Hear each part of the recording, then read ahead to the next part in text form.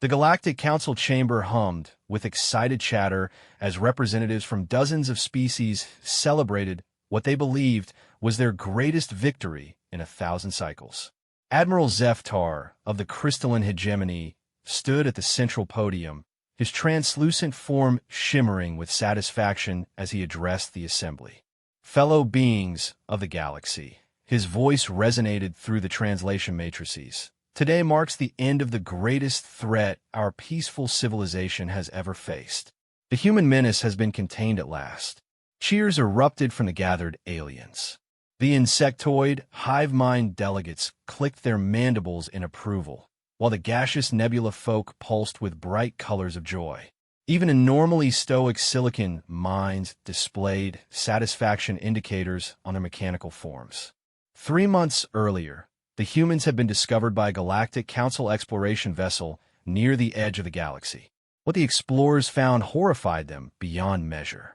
A species that had evolved on a world so hostile that it should have been impossible for intelligent life to develop. Worse still, these creatures had not only survived their nightmare planet, but had thrived and begun spreading to other worlds. The initial contact reports painted a picture of absolute terror. Humans lived on a world where the very air was toxic to most species, where massive weather systems could level cities, where tectonic plates shifted and created world-ending disasters regularly. The gravity was so intense that most council species would be crushed flat just standing on the surface. And yet these creatures moved through it all as if it were nothing. But it wasn't just their physical capabilities that frightened the council. The psychological profiles were even more disturbing. Humans were pack hunters who had somehow developed advanced technology while retaining their predator instincts. They formed emotional bonds not just with their own kind, but with other species, even adopting creatures from hostile environments as companions.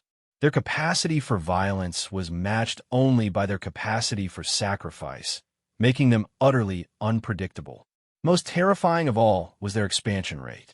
In just 2 centuries since achieving spaceflight, they had already colonized dozens of worlds, many of which were classified as uninhabitable death worlds by galactic standards. They terraformed hostile planets not by making them comfortable, but by making them slightly less lethal.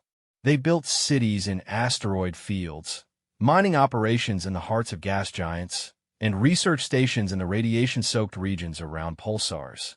The Council xenobiologists had run thousands of simulations, and every single one reached the same conclusion. If humans were allowed to continue their expansion unchecked, they would dominate the entire galaxy within a millennium.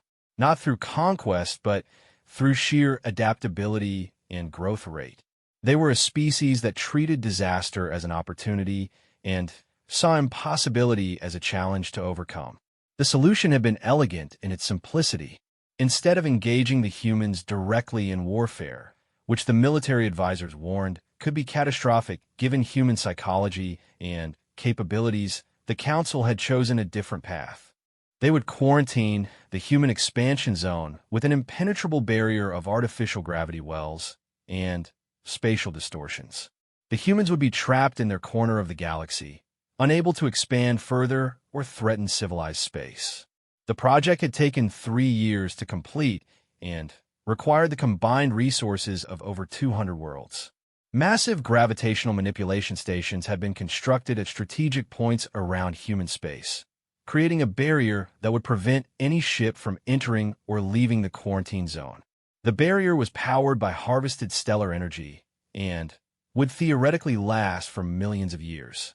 Admiral Zeftar gestured to the holographic display showing the quarantine barrier, its energy readings steady and strong. "The threat is contained," he declared. "The humans are trapped in their little corner of the galaxy, and our children's children will never have to fear their expansion. Civilization is safe." The celebration continued for hours, with representatives sharing stories of their relief and making plans for the peaceful expansion their species could now pursue without fear of human interference. Trade agreements were signed, new colonies were planned, and scientific expeditions were organized to explore the galaxy's mysteries without worrying about encountering the dreaded Deathworlders. Unknown to the celebrating council members, their victory celebration was being observed. In a secure chamber deep within the council's own headquarters station, a small communication device flickered to life. The message it transmitted was brief and encrypted, but its destination was clear. It was heading toward human space, specifically to a location that should have been impossible to reach through the quarantine barrier. The device had been planted months earlier by a junior technician named HFY, a member of the Pacifica species known for their aquatic nature and generally peaceful disposition. What the council didn't know was that HFY had been living among humans for the past 5 years after her research vessel had accidentally breached the quarantine zone during its construction. She had expected to die horribly at the hands of the savage Deathworlders. Instead, she had found herself rescued by a human patrol ship whose crew had treated her injuries, shared their food, and spent months helping her repair her vessel so she could return home. She had seen human children playing with pets that could have easily killed them, watched human scientists risk their lives to save endangered species on hostile worlds, and witnessed human soldiers sacrifice themselves to protect civilian evacuations during natural disasters. The humans she lived among were nothing like the monsters described in council reports. They were certainly dangerous and incredibly capable, but they were also kind, curious, and fiercely protective of those they considered friends. When she finally departed human space, she carried with her not just gratitude, but a small communication device and a promise to warn them if the council ever took action against them. Now, watching the council celebrate what they believed was their triumph over the human threat, HFY activated the device and sent a simple message. The cage is complete. They think you're trapped. You know what to do. The message traveled through carefully placed relay stations, each one disguised as routine maintenance equipment or scientific instruments. It passed through the outer edges of the quarantine barrier itself, using the same construction tunnels that had been sealed but not destroyed after the project's completion. Finally, after a journey of several days, it reached its destination, the Earth Defense Coalition headquarters on Luna. Admiral Sarah Chun sat in her command chair aboard the battleship Indomitable, reviewing the latest reports from the reconnaissance missions that had been secretly observing the quarantine barrier's construction. The humans had known about the project almost from its inception, thanks to their network of allies and informants scattered throughout Council space. Unlike the Council, humans had not spent the last 3 years in denial or celebration. They had spent it preparing. Every human world had contributed to the effort, turning their entire civilization into a massive military-industrial complex focused on a single goal: freedom. The quarantine barrier was impressive, there was no denying that. The gravitational distortions it created would indeed prevent normal space travel, and the energy requirements to maintain it demonstrated the Council's commitment to keeping humanity contained. But the Council had made a fundamental error in their understanding of human nature. They had assumed that humans would accept containment. They had assumed that barriers built by others would stop a species that had spent its entire evolutionary history breaking through barriers that nature itself had created. They had assumed that beings who had learned to thrive on a world that tried to kill them every day would simply give up when faced with artificial obstacles. The humans had no intention of accepting their cage. Instead, they had spent 3 years studying it, analyzing its weaknesses, and developing the tools necessary to not just escape it, but to turn it against its creators. The gravitational manipulation technology used to create the barrier had been reverse-engineered and improved upon. The humans had learned to not just bypass gravitational distortions, but to weaponize them. Admiral Chun smiled grimly as she read HFY's message. The Council thought their trap was complete, but they had no idea that they had just locked themselves in a cage with the most dangerous predator the galaxy had ever seen. The quarantine barrier that was supposed to keep humans in would now keep the Council's fleets out while humanity prepared to demonstrate exactly why they had earned the title of Deathworlders. She opened a communication channel to all human fleets positioned around the barrier's perimeter. All ships, this is Admiral Chun. Operation Breakout is now active. The Council wants to keep us caged. Let's show them what happens when you corner a human. Across human space, thousands of ships received the signal. These weren't the exploration vessels and colony ships that the Council had observed during their initial contact. These were warships, purpose-built for the task ahead. They incorporated technology that no Council species had ever imagined, weapons systems designed by minds that had learned warfare on a world where everything was trying to kill them. The ships began moving toward predetermined positions along the quarantine barrier. Each vessel carried not just advanced weaponry and defensive systems, but also the hopes and determination of an entire species that refused to be contained. They were crewed by beings who had grown up on worlds where survival was never guaranteed, where every day was a battle against hostile environments and impossible odds. As the human fleet prepared for their assault on the quarantine barrier, Admiral Chun reflected on the irony of the situation. The Council had created their barrier to prevent human expansion, fearing that humanity would dominate the galaxy through sheer adaptability and determination. They had tried to solve the problem by containing it rather than understanding it. What they failed to realize was that humans didn't want to dominate the galaxy.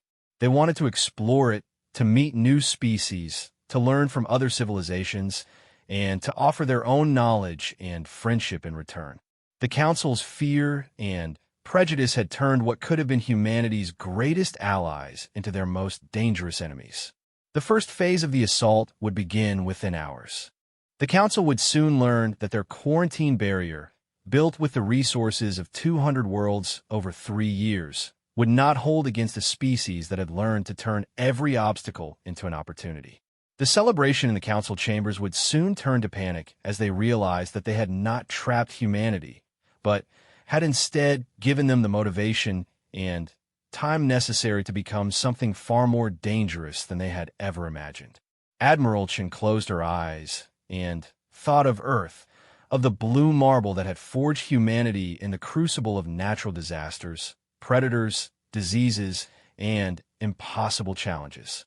Every human alive was descended from survivors who had faced extinction 1,000 times and had somehow found a way to not just endure, but to thrive. The Council thought they understood what it meant to be human, but they had only seen the surface. They were about to learn what it really meant to be a Deathworlder. They were about to discover that the greatest mistake you could make with a human was not underestimating them, but trapping them. Because humans had spent their entire evolutionary history proving that there was no cage strong enough to hold them, no barrier high enough to stop them, and no challenge great enough to break their will to be free. The communication channels began lighting up with confirmations from fleet commanders across human space. Operation Breakout was beginning, and the galaxy would never be the same. The Council had rejoiced too soon, and now they would learn the price of their arrogance. The Deathworlder fleet was coming, and nothing in the galaxy was prepared for what humanity would unleash when cornered and given time to plan their response. The first sign that something was wrong came from monitoring station Theta 7, one of dozens of automated facilities positioned around the quarantine barrier to ensure its continued effectiveness. Chief Technician Vexani of the Helix Collective had been enjoying what she thought would be a routine shift when her instruments began displaying readings that made no sense.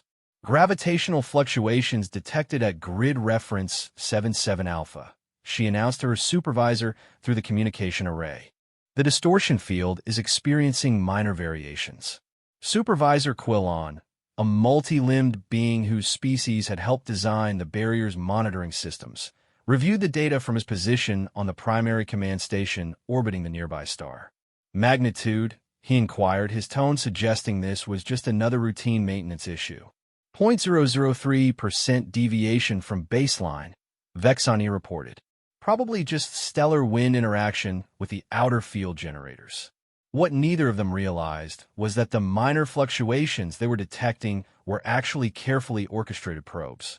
Human ships, utilizing technology that should have been impossible to develop in just 3 years, were testing the barrier's response patterns.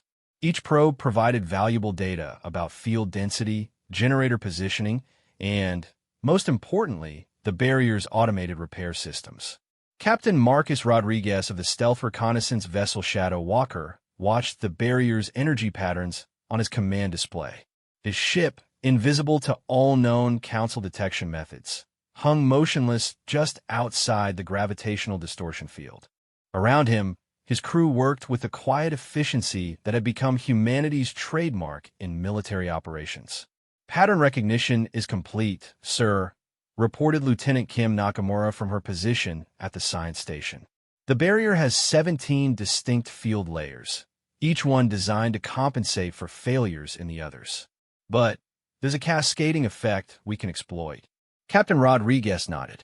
The humans had spent months studying the barrier, not looking for ways to break through it with brute force, but searching for the elegant weaknesses that existed in any complex system. They had learned that the Council's engineering, while impressive, followed predictable patterns based on their species' natural inclinations toward redundancy and fail-safes. "Transmit the data to Admiral Chun," Rodriguez ordered, "and prep the resonance charges. We'll need precise timing for this to work." Back at Human Fleet Command, Admiral Chun studied the incoming intelligence reports with a focused intensity that had made her one of Earth's most respected military commanders. The barrier was indeed formidable, but it had been built by species who thought in terms of absolute defense rather than adaptive response. They had created a wall where humans would have built a maze. "All fleet commanders, this is Chun," she announced across the secure communication network. "Phase 2 is authorized. Begin resonance mapping." Across human space, carefully positioned ships began implementing the next stage of the operation. Using gravitational manipulation technology that the humans had developed by studying captured Council equipment, they began sending precise gravitational pulses toward the barrier. To casual observation, these pulses would appear to be natural phenomena, stellar interactions that occurred regularly throughout the galaxy. But the pulses were anything but natural. Each one was carefully calculated to interact with the barrier's field generators in a specific way, creating tiny resonances that would build up over time. The humans weren't trying to destroy the barrier immediately. Instead, they were teaching it to destroy itself. The plan was based on a principle that every human engineer learned early in their training. Any system that responded to external input could be made to respond incorrectly if you understood its programming well enough. The barrier's automated repair and adjustment systems were designed to compensate for gravitational interference, but they had never been tested against interference that was designed to exploit their compensation patterns. Dr. Elena Vasquez, chief physicist for the human fleet, monitored the resonance buildup from her position aboard the science vessel Newton's Revenge. Her team had spent 2 years developing the mathematical models necessary to predict how the barrier would respond to their gravitational inputs. Now, they were watching their theories become reality. "Resonance cascade is building as predicted," she reported to Admiral Chun. "The barrier's own repair systems are amplifying our input signals. Estimated time to critical resonance: 17 hours, 32 minutes. Admiral Chun allowed herself a small smile. The Council had built their barrier to last for millions of years, but they had never considered that its greatest strength, its automated self-repair capability, could be turned into its greatest weakness. The humans weren't destroying the barrier through overwhelming force. They were convincing it to tear itself apart. Meanwhile, in Council space, the celebration of humanity's containment was beginning to wind down. Most representatives had returned to their home worlds or assigned duties, confident that the threat had been neutralized. Only the monitoring stations remained on full alert, and even they were operating with reduced staffing as the emergency period was officially declared over. At the Council's Central Command facility, Fleet Admiral Zeftar reviewed routine status reports with the satisfaction of a being who believed he had saved civilization itself. The barrier remained stable. Human space showed no signs of unusual activity, and, intelligence reports suggested that the humans had accepted their containment and were focusing on internal development rather than expansion attempts. What the Council's intelligence networks had missed were the subtle signs of humanity's true activities. The increased mining operations on asteroid belts were attributed to resource gathering for contained civilization. The unusual energy signatures from human industrial worlds were explained as new manufacturing techniques. The movement of ships within human space was dismissed as routine military exercises by a species adjusting to permanent containment. None of the Council analysts had the imagination to conceive that the humans were using their containment period to transform their entire civilization into a military force unlike anything the galaxy had ever seen. Every human world had become a fortress.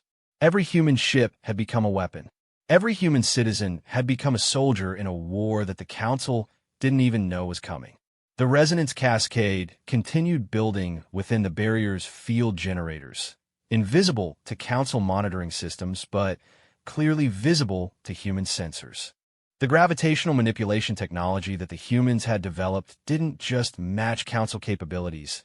It surpassed them by incorporating lessons learned from living on a world where gravitational anomalies occurred naturally. Earth's complex gravitational environment, influenced by its unusually large moon and active core, had taught humans to think about gravity in ways that other species never needed to consider. They understood gravitational systems not as static barriers, but as dynamic, living forces that could be guided, redirected, and controlled with sufficient knowledge and skill. Captain Sarah Kim, commanding the heavy assault vessel Titan's Hammer, reviewed her ship's status as her crew prepared for the next phase of the operation. Her vessel, like all human warships built in the last 3 years, incorporated design principles that no Council species had ever encountered. Where Council ships were built for efficiency and comfort, human ships were built for survival and adaptability. The Titan's Hammer could operate in the gravity well of a gas giant, withstand radiation levels that would kill most Council species instantly, and continue fighting even after suffering damage that would disable conventional vessels. Its crew had trained in environments that simulated every possible disaster scenario, from hull breaches and hostile atmospheres to combat operations while experiencing spatial distortions. All systems green, Admiral. Captain Kim reported to Fleet Command. We're ready to show these aliens what happens when you cage a Deathworlder. The buildup continued for 16 more hours, with human ships maintaining their careful gravitational inputs while Council monitoring stations registered only minor variations within acceptable parameters. The few technicians who noticed unusual patterns attributed them to natural phenomena or equipment calibration issues. At exactly 17 hours and 31 minutes after the resonance cascade began, the barrier's field generators reached critical resonance frequency. The gravitational distortions that had been designed to contain humanity suddenly began amplifying and redirecting themselves in ways their creators had never anticipated. The first generator to fail was positioned near the barrier's northern coordinate, where the gravitational stresses were already highest due to nearby stellar activity. The resonance cascade caused its field projectors to overload in a spectacular display of energy that was visible from 3 star systems away. The failure triggered automatic compensation from neighboring generators, but these systems had been subtly compromised by months of careful human manipulation. Instead of stabilizing the barrier, the compensation systems began spreading the resonance cascade to adjacent generators. Within minutes, failures were cascading through the entire northern section of the barrier. The gravitational distortions that had been carefully calibrated to create an impenetrable wall began creating chaotic gravitational storms that tore apart the very fabric of space-time in localized regions. Council monitoring stations finally began registering critical alerts, but their automated systems were not equipped to handle failures of this magnitude. Emergency protocols designed for single generator failures or minor field fluctuations were overwhelmed by the cascade effect spreading through the barrier network. At Council Command, Fleet Admiral Zeftar was awakened from his rest period by urgent communications from multiple monitoring stations. The reports he received made no sense. The barrier, which had been tested to withstand stellar collapse and artificial black hole generation, was somehow failing catastrophically without any apparent external cause. Impossible, he declared, studying the energy readings flooding his command displays. The barrier was designed to be self-repairing. Even if several generators failed, the system should automatically compensate. But compensation was exactly what the humans had made impossible. Every repair attempt triggered additional resonance cascades. Every stabilization effort created new points of failure. The barrier that had been built to cage humanity was destroying itself with increasing violence, and there was nothing the Council could do to stop it. Admiral Chun watched the cascade effect spread through the barrier network with the grim satisfaction of a predator that had patiently stalked its prey. The Council had built their cage strong enough to hold a civilization, but they had never considered that their prisoners might be engineers capable of turning the cage's own strength against it.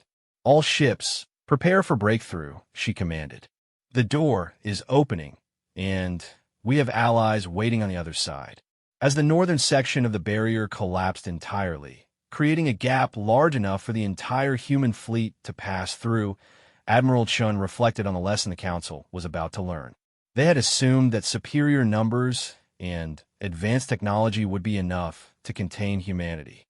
They had failed to understand that humans weren't just another spacefaring species. They were survivors who had learned to thrive by turning every disadvantage into an advantage. The quarantine was broken, and the human fleet was ready to emerge. But this wouldn't be the expansion of a contained civilization seeking new territory. This would be the emergence of a Deathworlder species that had been given 3 years to prepare for war against beings who had declared them too dangerous to exist freely in the galaxy. The Council's celebration had indeed been premature. Their greatest fear, human expansion into galactic civilization, was about to become reality in a way they had never imagined possible. The Deathworlder fleet was coming, and the galaxy would never be the same. The human fleet that emerged from the collapsed quarantine barrier bore no resemblance to the exploration vessels and colony ships that the Council had observed during first contact. Admiral Chen's flagship, the Indomitable, led a formation of vessels that seemed to have been forged in the heart of a star and tempered in the void of space itself. The ships were massive, angular constructions that looked more like mobile fortresses than traditional spacecraft. Their hulls were scarred and pitted, not from battle damage, but from deliberate exposure to hostile environments during testing. Human engineers had discovered that ships which could survive in the radiation-soaked atmosphere of a gas giant's upper layers or the gravitational chaos near a black hole's event horizon were virtually indestructible by conventional standards. Captain Lisa Park, commanding the assault carrier Prometheus Rising, watched her tactical displays as the human fleet spread out through the gap in the barrier. Her ship alone carried 300 smaller craft, each one piloted by humans who had trained in environments that would have killed most Council species before they could even reach their ships. "Admiral, we have visual confirmation on Council monitoring stations," reported Commander James right from his position at the tactical station. "Multiple platforms are powering up active sensors. They know we're here." Admiral Chen nodded grimly. The element of surprise had been useful for breaking through the barrier, but now came the more challenging phase of the operation. The humans had to demonstrate that they weren't just capable of escaping their cage, but that they were strong enough to prevent anyone from building another one. "Signal all fleet commanders," she ordered. "Operation Prometheus is now active.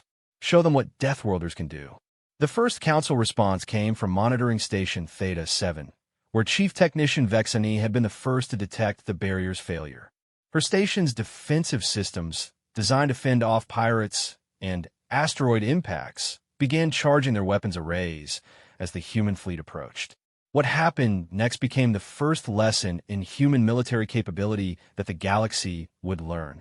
Instead of engaging the monitoring station directly, the human ships simply ignored its weapons fire. The energy beams that should have crippled or destroyed the approaching vessels were absorbed by defensive systems that had been designed to operate in the coronas of active stars.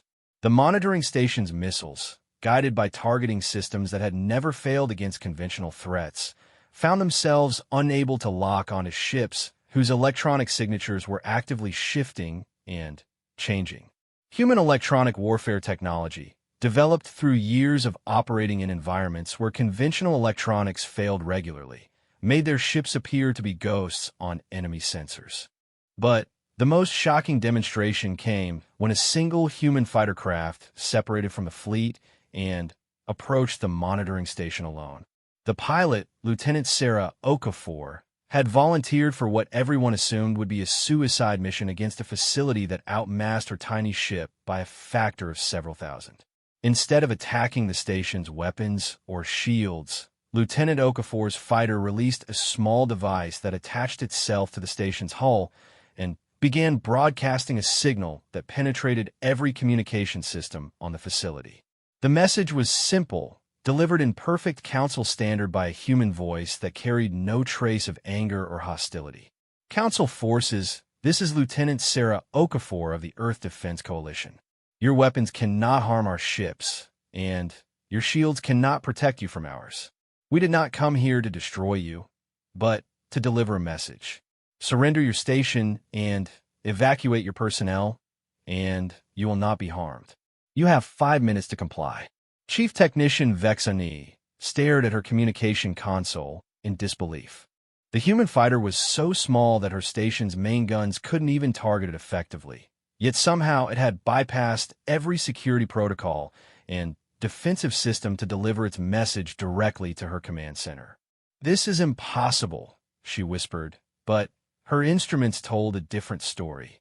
The human device attached to her station's hull was somehow interfacing directly with their computer systems, displaying technical specifications and system vulnerabilities that should have been classified beyond any outside access.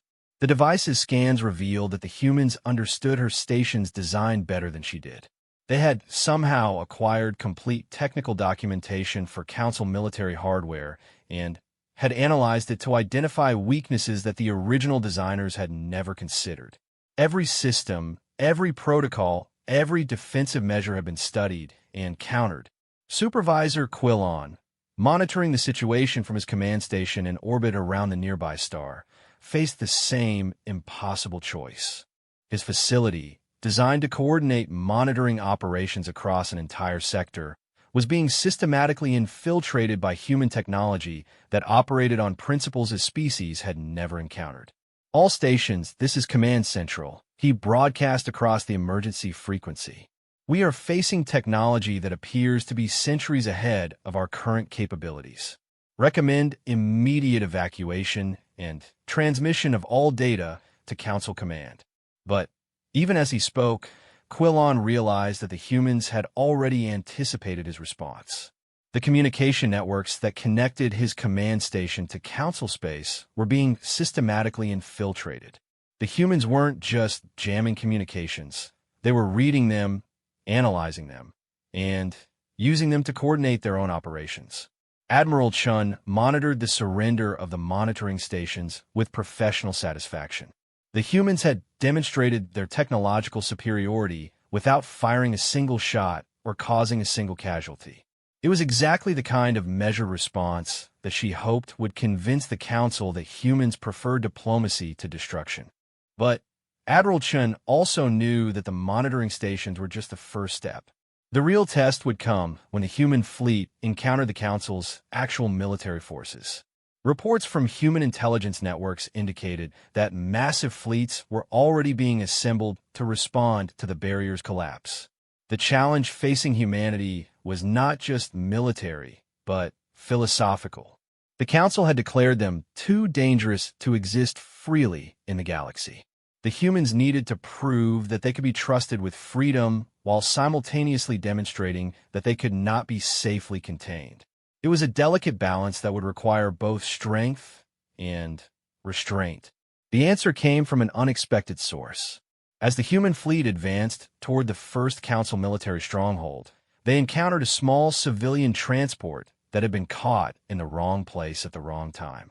The ship, carrying refugees from a recent natural disaster on the planet Keldon Prime, had suffered critical engine damage and was drifting helplessly in the path of the approaching human armada.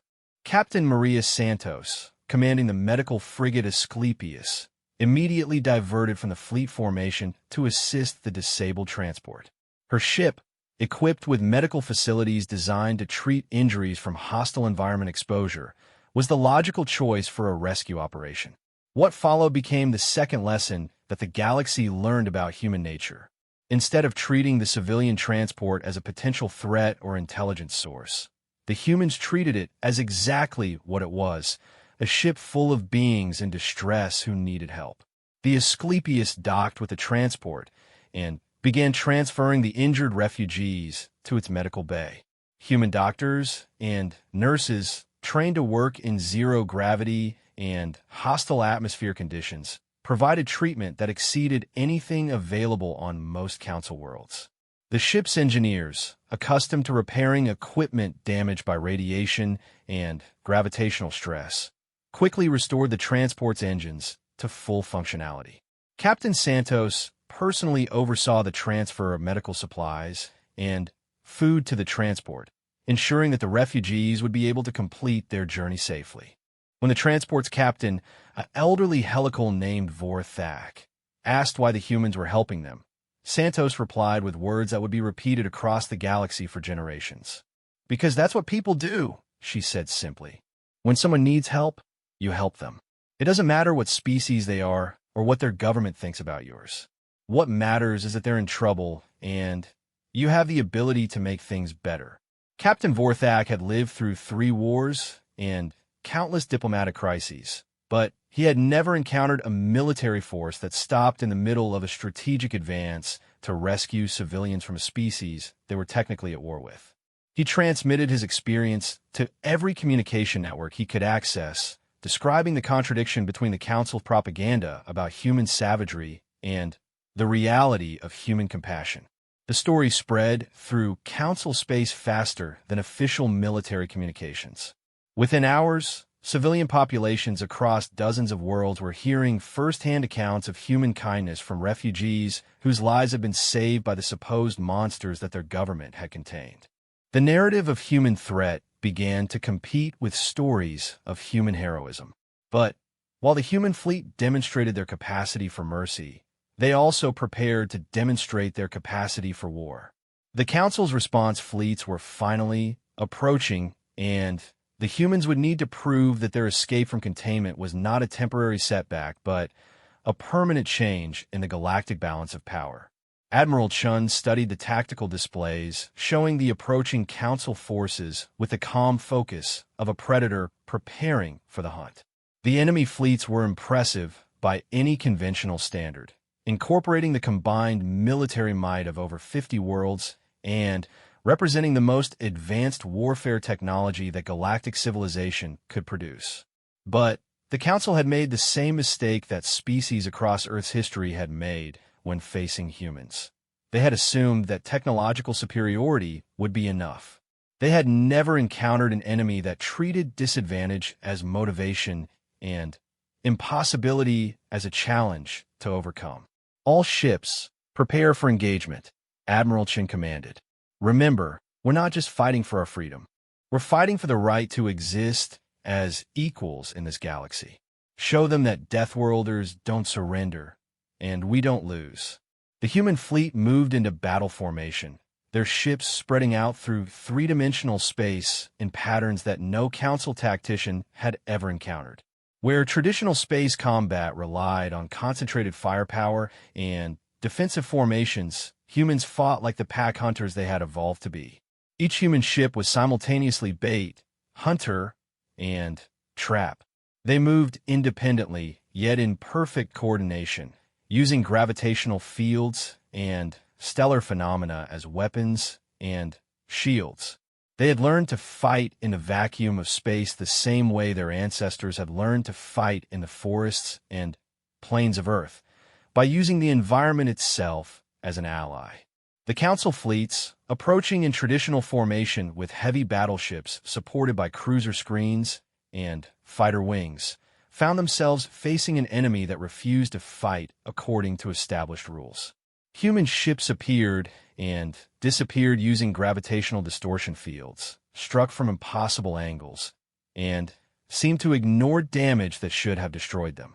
Captain Rodriguez, whose reconnaissance ship had helped map the quarantine barrier's weaknesses, now led a squadron of stealth vessels in a series of hit-and-run attacks that confused and demoralized the enemy. His ships would materialize from gravitational shadows, deliver devastating attacks against command vessels, and vanish before the Council forces could respond. Target their communications arrays first, he instructed his squadron. Cut them off from each other.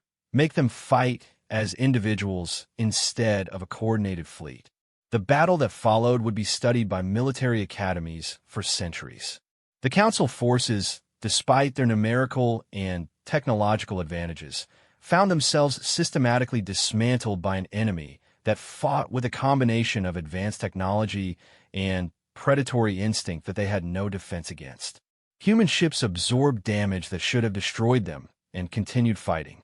Human pilots flew through gravitational fields and radiation storms that should have been instantly lethal.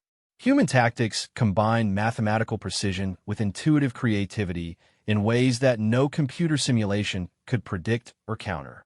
But the most devastating weapon the humans deployed was not technological, but psychological. Every Council ship that surrendered was treated with the same compassion that had been shown to the refugee transport. Prisoners were treated according to the highest standards of galactic law. Wounded enemies received the same medical treatment as human casualties. The message was clear. Humans were not the savage destroyers that Council propaganda had portrayed. They were a civilized species fighting for their right to exist freely in the galaxy. They could be ruthless enemies or generous friends, but they could not be safely contained or controlled.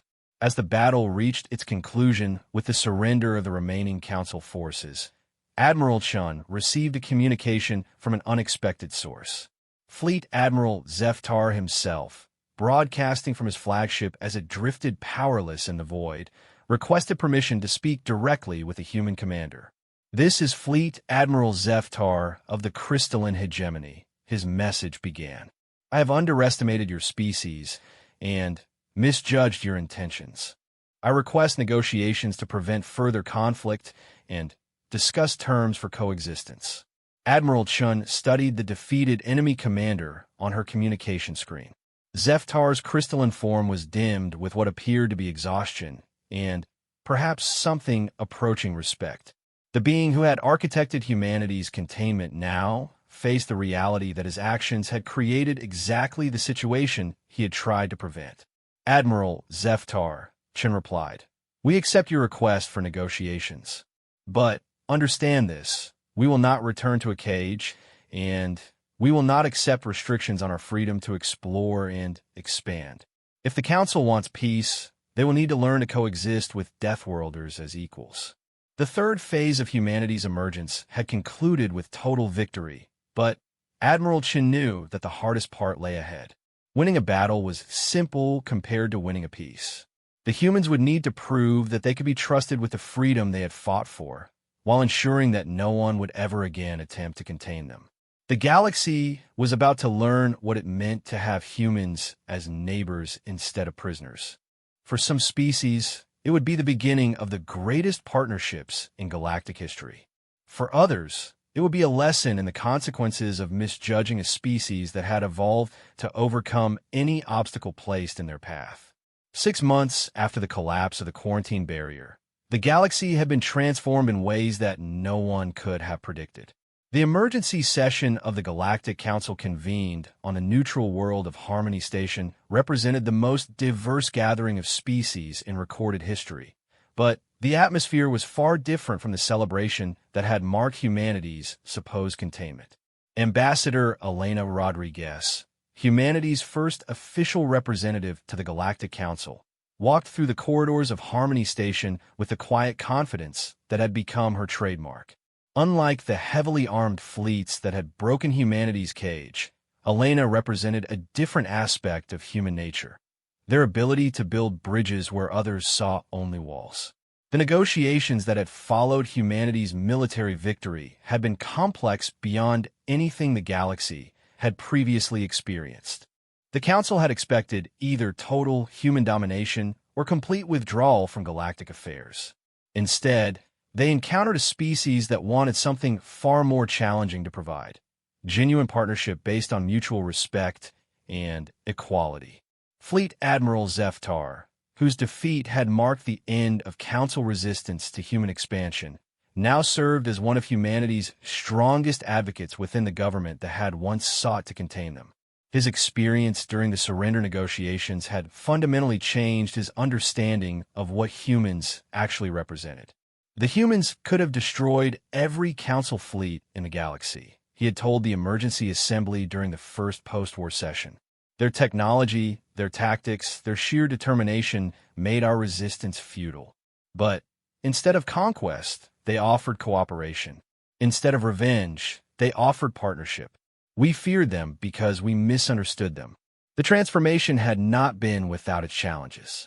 Many Council species remained deeply suspicious of human intentions, while some human factions advocated for more aggressive expansion to prevent future attempts at containment. The process of building trust between former enemies required patience and wisdom that tested both sides. Ambassador Rodriguez reviewed the reports from human colonies established in former Council space, each one representing a small miracle of interspecies cooperation. The agricultural world of New Eden had become a joint Human-Pacifica project, combining human engineering with Pacifica aquatic expertise to create farming systems that worked both above and below water. The mining operations in the Kepler asteroid belt had brought together human technology with crystalline geological knowledge, resulting in extraction techniques that were both more efficient and less environmentally damaging than either species had achieved alone. The research stations studying the galactic core combined human daredevil engineering with silicon mine computational power to explore regions that had previously been considered unreachable. But the most significant change had occurred in the realm of ideas rather than technology.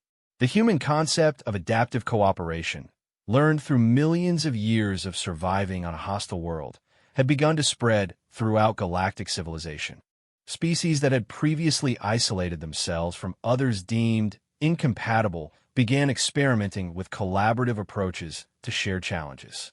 Dr. Sarah Kim, now serving as humanity's chief xenobiological advisor, stood before the Council Assembly to present her latest research findings. Her work over the past 6 months had revolutionized galactic understanding of biological diversity and adaptation. The Council's original assessment of human threat was based on a fundamental misunderstanding of what it means to be a Deathworld species, she explained to the gathered representatives.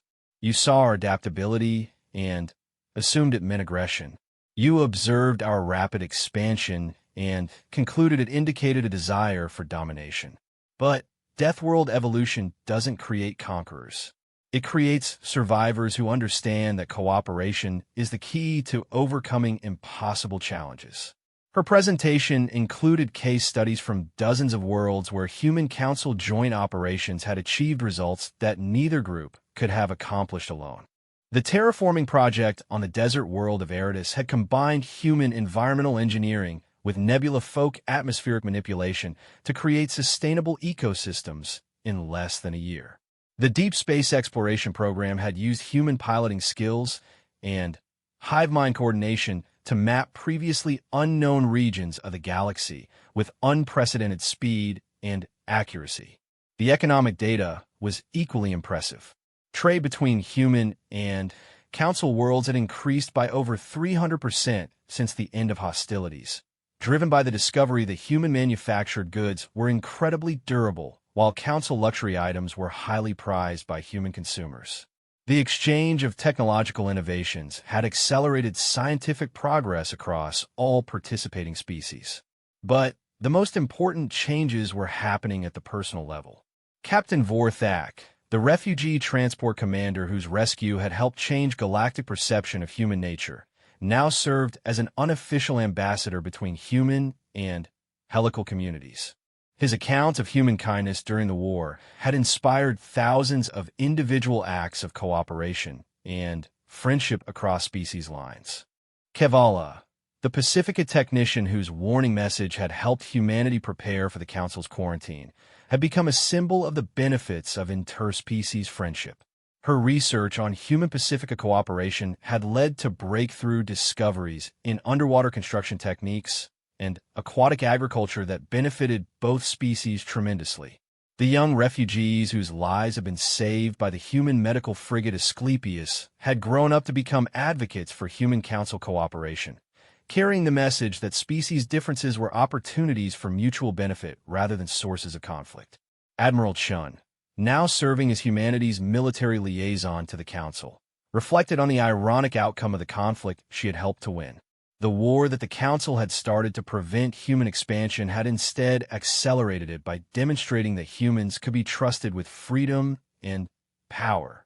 The galaxy that had feared human domination was now eagerly seeking human partnership. The Council made the classic mistake of trying to solve a problem they didn't understand. She explained to a gathering of military commanders from both human and Council forces. They saw our capabilities and assumed malicious intent. They observed our expansion and concluded we sought conquest. But humans don't expand to dominate.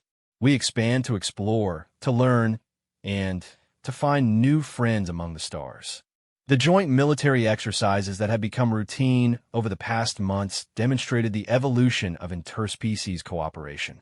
Human ships now served alongside Council vessels in patrol duties, combining human adaptability with Council technological specialization to create the most effective peacekeeping force in galactic history. The criminal organizations and pirate fleets that had once threatened trade routes found themselves facing an enemy unlike anything they had previously encountered. Human pursuit ships could follow them through gravitational anomalies and stellar phenomena that had previously provided safe refuge, while Council coordination networks ensured that there was nowhere in civilized space for criminals to hide. But perhaps the most significant development was the emergence of the first truly integrated interspecies crews.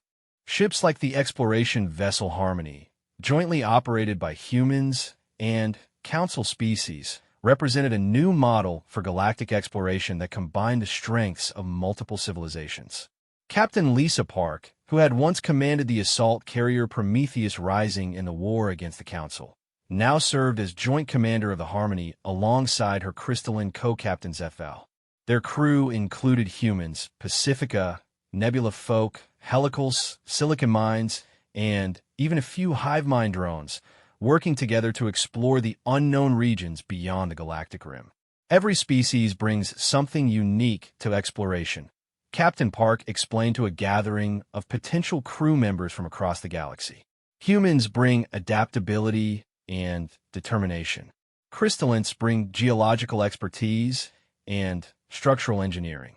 Pacifica bring aquatic exploration capabilities. Nebula folk bring atmospheric analysis and weather prediction. Together, we can explore worlds that none of us could handle alone.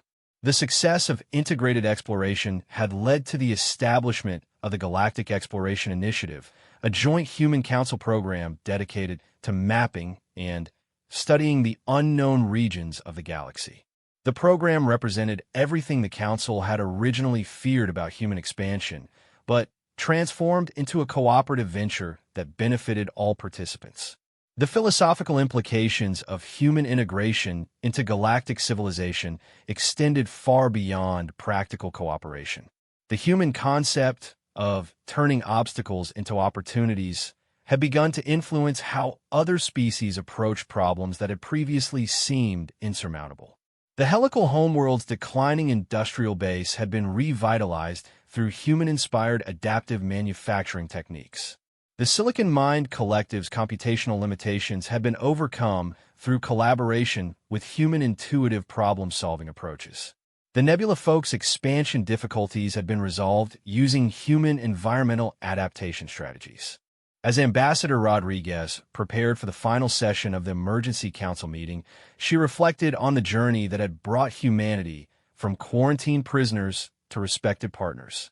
The species that had been deemed too dangerous to exist freely in the galaxy had become essential to its continued growth and prosperity. The resolution that passed unanimously that day formally acknowledged humanity's right to exist as full members of galactic civilization. But, more importantly, it established new principles for interspecies relations based on cooperation rather than containment, understanding rather than fear. The document that emerged from the negotiations became known as the Harmony Accords, and its central principle reflected the lesson that the galaxy had learned from its encounter with humanity. Differences between species are not obstacles to be overcome, but opportunities to be embraced. The greatest achievements of civilization come not from the dominance of one group over another, but from the cooperation of diverse minds working toward common goals. In the months that followed, the effects of the Harmony Accords spread throughout galactic civilization. Species that had maintained strict isolation for centuries began opening diplomatic relations. Technological innovations accelerated as different approaches to problem-solving were combined. Cultural exchange flourished as beings discovered that diversity was a source of strength rather than weakness. The quarantine barrier that had once been built to contain humanity was transformed into a monument to the power of cooperation. Its gravitational generators were reconfigured to create a stable navigation beacon that guided ships safely through the dangerous region of space where it stood. The monitoring stations became research facilities where scientists from dozens of species worked together to unlock the secrets of gravitational manipulation. Admiral Chun, standing on the observation deck of the Indomitable as it patrolled the trade routes that now connected human and council space, smiled as she watched a convoy of mixed-species vessels traveling safely through what had once been a war zone. Each ship represented the success of the principles that humans had fought to establish: freedom, cooperation, and the right to exist as equals among the stars. The galaxy that had once feared human expansion now looked forward to it eagerly. Each new human colony brought with it the possibility of new partnerships, new discoveries, and new solutions to challenges that had seemed impossible to overcome.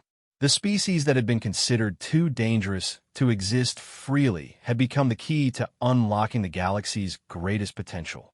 As the Indomitable continued its patrol, Admiral Chun received a communication from Earth Command that brought news of the latest human exploration mission. A new fleet of integrated vessels, crewed by representatives from over a dozen species, was preparing to venture beyond the galactic rim to explore the uncharted regions of intergalactic space. The message concluded with words that had become humanity's motto in their new role as partners rather than prisoners. The universe is vast and full of wonders. Together, we will find them all. The Council had indeed rejoiced too soon when they believed they had contained humanity. But their mistake had led to something far greater than anyone had imagined. A galaxy united not by force or fear, but by the understanding that the greatest adventures await those who have the courage to explore them together. The Deathworlder fleet that had once been humanity's weapon of liberation had become the foundation of a new era of galactic cooperation. The species that had evolved to survive impossible challenges had taught the galaxy that no obstacle was too great when faced by beings willing to work together to overcome it. The stars that had once seemed divided by barriers and quarantines now shone as beacons of possibility, lighting the way to a future where the diversity of life itself will be the greatest treasure that civilization could discover. And at the heart of it all were the humans, the Deathworlders who had refused to stay caged, teaching the galaxy that freedom shared was freedom multiplied.